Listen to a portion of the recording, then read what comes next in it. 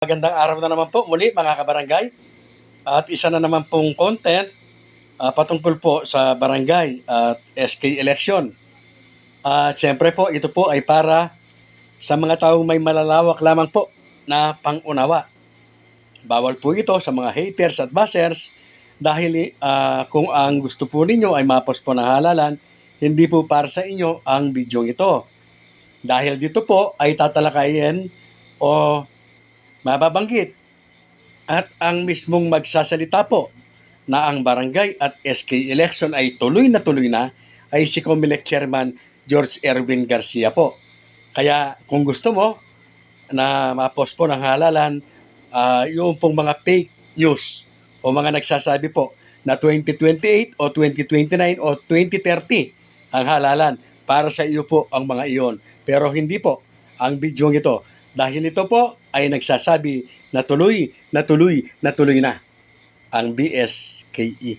November 2, 2026. Sagutin ko rin muna yung huli. The fact na hindi binanggit ni Presidente ang BSKE, yan ay isang napakataas na indikasyon na tuloy.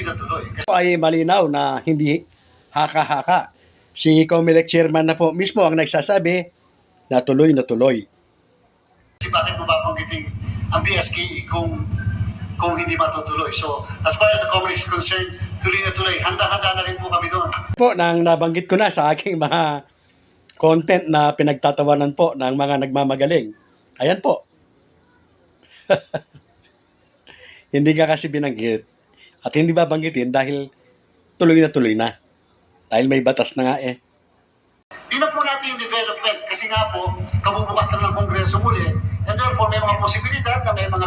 Sa mga umaasa pa na mapopospon, ayan, at may mga chance pa naman pala eh. Baka daw po mayroon pang magpasa ng bill. In fact, ang inyong COMELEC ay magre-request kay Pangulo na ang November 3 ay ipadeklarang walang pasok. Kasi November 1, sa mga Katoliko, yan po ay undas. November 2, baka magluwasan eh.